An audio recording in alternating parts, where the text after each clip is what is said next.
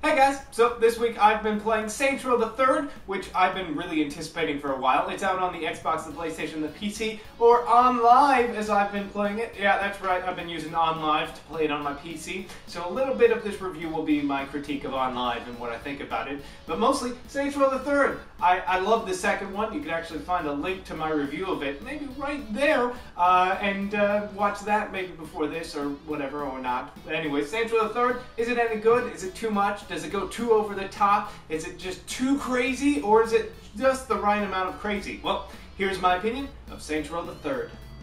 When I was begging my parents to buy me a PlayStation 2, it was solely so I could play Grand Theft Auto 3. I heard it described as a game where you could pick up a hooker, drive off to like the wilderness, have sex with her, and then beat her to death and get your money back. And that sounded so crazy and fun. And obviously, being the enablers they are, my parents bought it for me, and I had a crazy fun time with Grand Theft Auto 3 and Vice City and San Andreas and all the subsequent Grand Theft Autos. But over the years, Grand Theft Auto, it seems, has gone for a more serious tone in its story and its gameplay. Sure, you can still pick up hookers, but that's not the driving force. It's always very narrative-driven, and it's grown up over the years.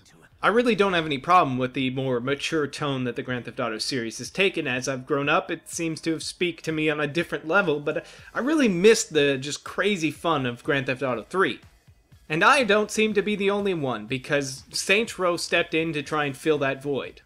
I didn't play the first Saints Row, but from what I've heard, it's just kind of Grand Theft Auto Light. But with Saints Row 2, which I did play and reviewed, it felt like it was, oh, Grand Theft Auto 4 is going to go real serious? Well, we're going to go the complete opposite direction.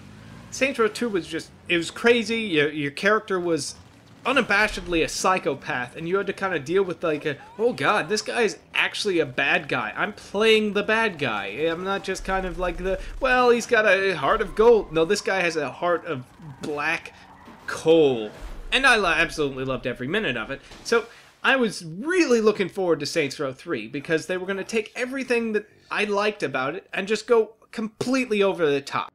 Saints Row the Third promised to be the game that GTA could have been if it went in a different path. It kind of seems like GTA went one way, and Saints Row went the complete opposite direction, which is great, because it feels like these two games can exist in the same universe now.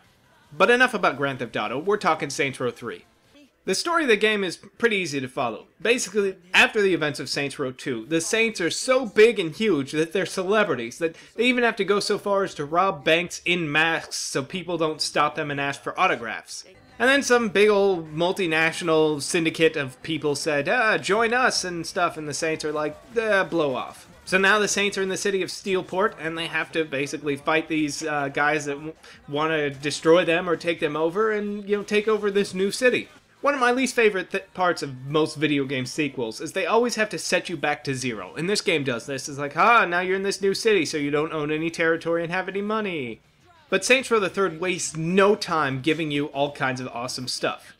The first mission in the game after the intro involves you using a Predator drone to destroy tanks, and it's not very long before you get a tank of your own. It's really quickly like, you know what, just give them all this stuff. Who cares? And that's really the through line of this game. It's like, you know what, who cares? You want to run around dressed as a gimp, carrying a giant 6-foot-tall dildo bat and beating people to death? Go for it! The game is just filled with so many crazy ideas. I wonder what, like, the dev meetings had to have been like. How about, like, a weapon that's like a grenade, but it's like a fart in a jar and you throw it and then people vomit? My god, you're a genius! It seems like they just kind of threw everything they had at the game. They're like, hey, you know what? I saw that movie Tron. Let's do that in the game. Or, you know what? I used to really like wrestling. Let's do wrestling. Hey, you know what the kids like? Zombies in video games. Let's do that! You would think that just throwing all this stuff would make the game feel weird, and all these weird pieces, kind of like Duke Nukem, where it's like, I don't know how these all fit together. But it doesn't, thankfully. The game is so completely over the top from beginning to end, and the world is set up in such a manner that you can just believe, like, oh, okay, yeah, so there's zombies now. That makes sense. It's like the game is a kid that just huffed a lot of paint and is just taking just a straight run at a brick wall, and it's like, well, yeah, that makes sense. At no point does it show any shame of what it is. It is completely proud that it is the childish, just mess of crap that it is, which is why it works so well. The fact that they threw everything and the kitchen sink at this game is why it works so well. I think if they put any half measures, or if they were like, well, maybe we won't do that, then it just wouldn't have congealed right. And of course, no game would be complete without multiplayer, because everybody knows that multiplayer is the only reason why games are successful, and no single-player games, Skyrim, are ever successful without multiplayer. But of course, Saints Row the Third is not going to do Team Deathmatch or any of that bullcrap. When they do multiplayer, they do it right. They brought back the co-op, so you can invite people to your game or go into other people's games and just run around and wreak havoc and do missions and all kinds of stuff, which is great. And they've also borrowed a gameplay mode popularized by Gears of War called Horde mode, only theirs is Horde with a W mode. Essentially, you and a couple of guys fighting waves of enemies. I assume, because I haven't been able to play it, because for some reason I can never find a game. I don't know if that's just because I can only play with people who also have the game on live or not, but I don't know, I haven't been able to find a game. It just takes forever and I get bored.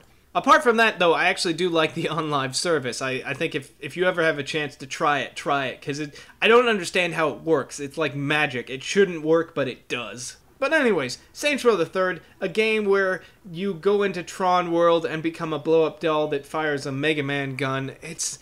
oh my god, it's so weird. Yeah, so that was Saints Row the Third. It's crazy in a good way. It's like bat crap insane in all the right ways. They threw a lot of stuff at it and just to see what would stick, and a lot of it did. It's weird that so much, you know, it takes so many different genres, but at the core, it's still pretty. It's not the most evolved shooter, you know, but it's so crazy in all the right ways that it makes it a really fun experience. Maybe not worth, you know, picking up right away because obviously a lot of it, you know, there's Skyrim's out, so you always have to look through the prism of, hey, is it Skyrim? It's not Skyrim in open world this. That's not even really, the open world is not, you know, not as much to do as I would like, at least, but it's a ton of fun. If you're definitely gonna pick this up at some point. If, you know, it'll probably drop in price in a little bit, and if you do, you're gonna enjoy the crap out of it. But maybe not right now, but it's still, I think, a really fun game.